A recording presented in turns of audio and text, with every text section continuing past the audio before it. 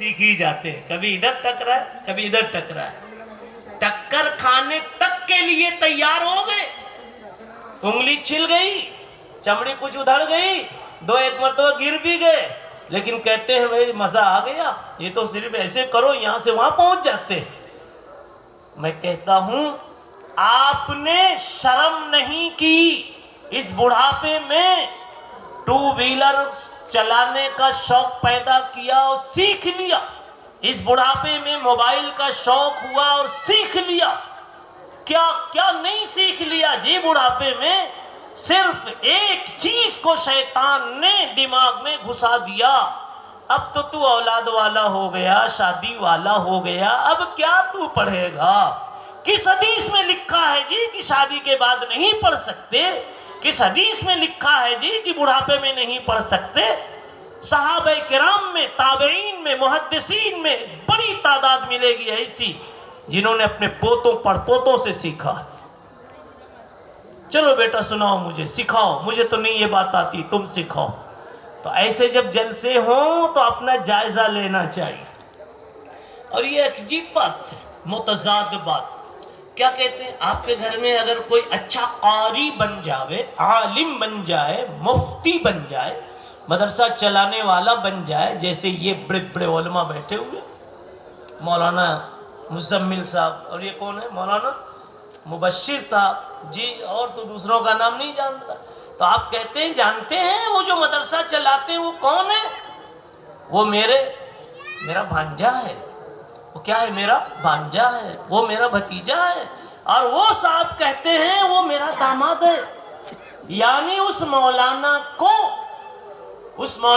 کو high light کرنے کے لیے, اس کی عزت بڑھانے کے لیے, اور اس کے تھرو اپنی عزت بڑھانے اور بتانے کے لیے آپ کہتے ہیں میرا داماد ہے, میرا بھانجا ہے.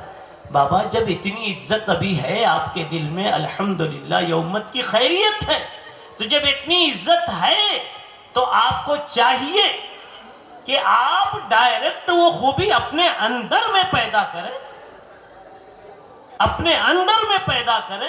ورنہ یاد رکھو قرآن مجید نے بڑی غیرت کی بات ایک کہی ہے. غیرت سمجھتے ہیں کس کو کہتے ہیں؟ غیرت کہتے ہیں کہ آپ باپ ہیں اور بیٹا آپ کی دوا نہیں لاتا ہے, آپ کو دواخانہ نہیں لے جاتا ہے, آپ بلاتے ہیں لیکن وہ مستی میں پھر رہا ہے, تو آپ کو اس وقت غصہ آتا ہے, اور پھر آپ پڑوسی سے کہتے ہیں چلو مجھ کو لے جاؤ. اب جب پڑوسی آیا اور آپ کو دواخانے لے کے جانے لگا تو آپ کے بیٹے کو شرم آئی اور غصہ آیا کہ میرے باپ نے باہر سے آدمی کو کیوں بلایا, میرے باپ نے باہر کے آدمی سے کیوں کہا. یہ اسی کو کہتے ہیں عزت جانے لگے تو جو غصہ آئے اسی کو غیرت کہتے ہیں. عزت پر حملہ ہونے لگے تو جو احساس کی کیفیت پیدا ہو اسی کو غیرت کہتے ہیں. جناب رسول اللہ صلی اللہ علیہ وسلم نے فرمایا ان المؤمن یغار, ان المؤمن یغار, ان المؤمن یغار. ہر کلمے والے میں اللہ نے غیرت رکھی ہے. 3 مرتبہ یہ بات کہی. اس کے بعد کہا کہ یہ غیرت سب سے زیادہ اللہ کے اندر پائی جاتی ہے کہ اگر اللہ کا کہا ہوا کوئی نہیں کرتا ہے تو اللہ کو بے حد غصہ آتا ہے. اور غصہ جب آتا ہے تو اللہ کبھی کبھی تقدیریں بدل دیتے ہیں. کہتے ہیں تیرے خاندان سے کبھی دین کا کام نہیں لوں گا, تیری نسلوں سے کبھی بھی قرآن کا کام نہیں لوں گا, تیری نسلوں سے کبھی بھی حدیث کا کوئی کام نہیں لوں گا. وَإِن تَتَوَلَّوْا, وَإِن تَتَوَلَّوْا, یہ وہ آیت ہے, وَإِن تَتَوَلَّوْا يَسْتَبْدِلْ قَوْمًا غَيْرَكُمْ, يَسْتَبْدِلْ قَوْمًا غَيْرَكُمْ. اگر تم منہ پھیر کر چلو گے, آؤ گے نہیں, سیکھنے سے شرماؤ گے. موبائل میں شرم نہیں آئی, ٹو ویلر سیکھنے میں شرم نہیں آئی, بڑھاپے میں, یا یہ کہ ابھی عمر ہے کلر کرنا ایک ضرورت سمجھا وہ جا کے سیکھنے لگے, پنچر بنانا سیکھنے لگے. کسی عمر میں کوئی چیز سیکھنے میں شرم نہیں آئی. شرم آئی تو صرف قرآن سیکھنے میں, شرم آئی تو صرف مسئلہ سیکھنے میں, شرم آئی تو صرف مدرسے کی ہدایات اور تعلیمات سیکھنے میں. اللہ کہتے ہیں اگر رخ نہیں کرو گے مدرسوں کی طرف, رخ نہیں کرو گے قرآن کی طرف, رخ نہیں کرو گے میری حدیثوں کی طرف, रुख नहीं करोगे मोहम्मद मुस्तफ़ा के उस चमन की तरफ जिस चमन को मोहम्मद मुस्तफ़ा ने अपने सिर्फ पसीनों से नहीं खून से सींचा है और अपने सहाबा की कुर्बानियों से शहादतों से सिंचाई उसकी की है। अगर इसकी हिफाजत की फिक्र नहीं करोगे और इधर तवज्जो नहीं करोगे, याद रखो एक नई कौम पैदा कर दूंगा, उन घरों से मुहाफिजीन पैदा कर दूंगा जहां तुम सोच नहीं सकते। तुमको तो झाड़ू लगा के किनारे कर दूंगा, तुमको झाड़ू लगा के किनारे कर दूंगा। ईसाइयों के घरों से, यहूदियों के घरों से, काफिरों और मुशरिकों के घरों से मैं अजान देने वालों को पैदा कर दूंगा, इमामत करने वालों को पैदा कर दूंगा। ये मेरी ताकत है। वइन ततवल्लो यस्तब्दिल कौमन गैरकुम थुम्मा ला यकूनु अमसालकुम। वो जो आएंगे ना, मैं लाऊंगा ना किसी यहूदी के घर से, इस्लाम में दाखिल करके तुम्हारे जैसे नाकदरे नहीं होंगे, तुम्हारे जैसे नाकदरे नहीं होंगे। तुमको तो अजान भी नहीं आती, इकामत भी नहीं आती, नमाज तो क्या पढ़ाओगे जी, इतना तो कम से कम सीख लिए होते।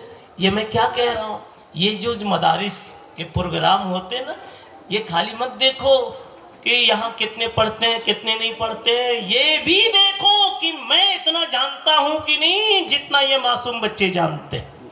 अल मोमिन मिरआतुल मोमिन, मोमिन मोमिन का आईना। चलिए एक तवज्जो तो मैंने दिलाई, दूसरी तवज्जो मैं ये कहता हूँ मेरे भाइयों कि चलिए आप हौसला नहीं कर पा रहे हैं पढ़ने की का, हिम्मत नहीं कर पा रहे हैं कि बुढ़ापे में पढ़ें, लेकिन मैं कहूँगा इन उलमाए किराम से कि बच्चों का जैसे मदरसा बनाए ना, बूढ़ों का भी बनाओ।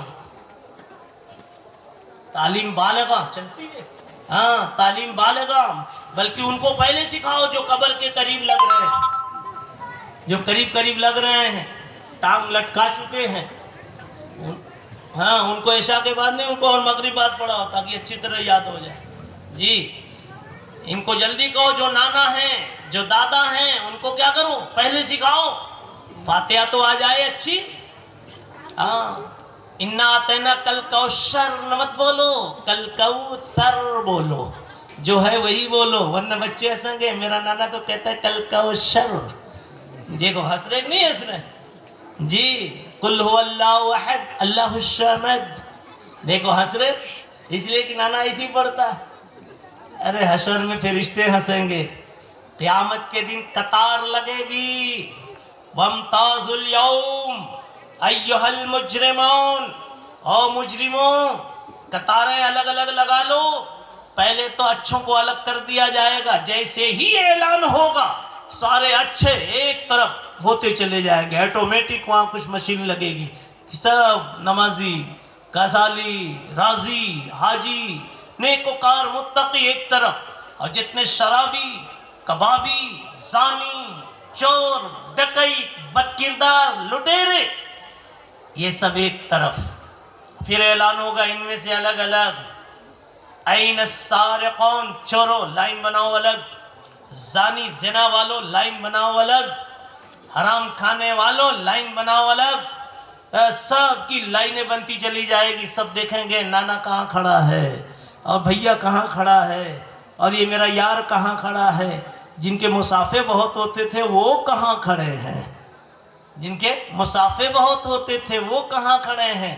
कुछ तो लोमड़ी के सामने खड़े होंगे, आगे लोमड़ी होगी, कुछ आगे बंदर होंगे, जो नक्कालियाँ किया कर लिया करते थे, जो चालाकियाँ कर लिया करते थे, और जो कच्चा पक्का हराम सब कुछ खा लिया करते थे, बहनों की मीरास नहीं देते थे। इधर दुकान भी करते, अच्छा खाते, उधर बहन का दबाया कच्चा खाते, हराम खाते।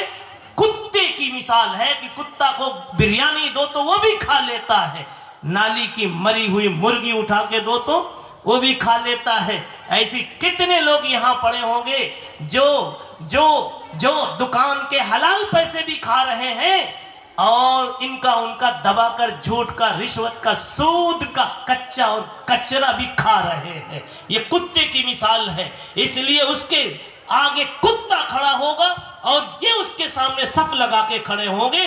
دیکھ کر کے دنیا خود سمجھ جائے گی کہ ان کی زندگی کتوں جیسی گزری. کچھ بے غیرت ہوں گے, کچھ بے غیرت ہوں گے. بیٹیاں دوسروں کے ہاتھ میں ہاتھ ڈال کر پھر رہی ہے, بہنیں پھر رہی ہیں, کچھ شرم نہیں آ رہی ہے. کالج میں ہے, پھر رہی ہے, شرم نہیں آ رہی ہے.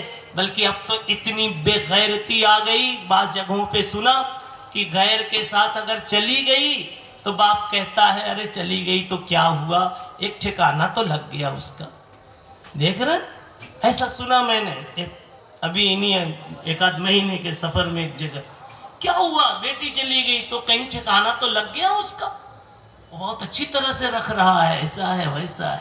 مذہب چلا گیا, مذہب چلا گیا, زناکاری ہو رہی ہے, دین چھوٹ گیا, جہنم کے راستے پہ بیٹی چل رہی ہے, مگر حس غائب ہے, حس غائب ہے. وائے ناکامی متائے کارواں جاتا رہا, اور کارواں کے دل سے احساس ضیا جاتا رہا. لٹ گئے پھر بھی کوئی افسوس نہیں ہے. ایسے دن آج امت پر آ چکے. میں نے شروع میں بات کی تھی, رسول اللہ صلی اللہ علیہ وسلم کو حق تعالی شانہ نے رحمت للعالمین بنا کر بھیجا تھا. اس نبی کی رحمت, اس نبی کی رحمت مخلوق کے بلکہ ہر مخلوق کے ہر فرد کے لیے تھی. جانوروں کو زبان دی جائے تو وہ بھی بتائے کہ اس محمد مصطفیٰ کی رحمت ہم کو بھی ملی ہے. یہ کتوں کو اگر زبان دی جائے تو یہ بھی بولیں کہ اس محمد مصطفیٰ کی رحمت ہم کو بھی ملی ہے. صرف انسانوں کو نہیں, فرشتے بھی بول رہے ہیں ان کی رحمت ہم کو بھی ملی ہے. جب سب کو ملی ہے تو کیا امت کی بیٹیوں کو نہیں ملی ہے؟ امت کی بیٹیوں کو نہیں ملی ہے؟ ایسی ایسی تعلیم دی ہے محمد مصطفیٰ صلی اللہ علیہ وسلم نے, کوئی دنیا میں بے چین رہ ہی نہیں سکتا. بے چینی تو صرف اس لیے ہے کہ ہم نے نبی کے مشن کو آگے بڑھنے نہیں دیا.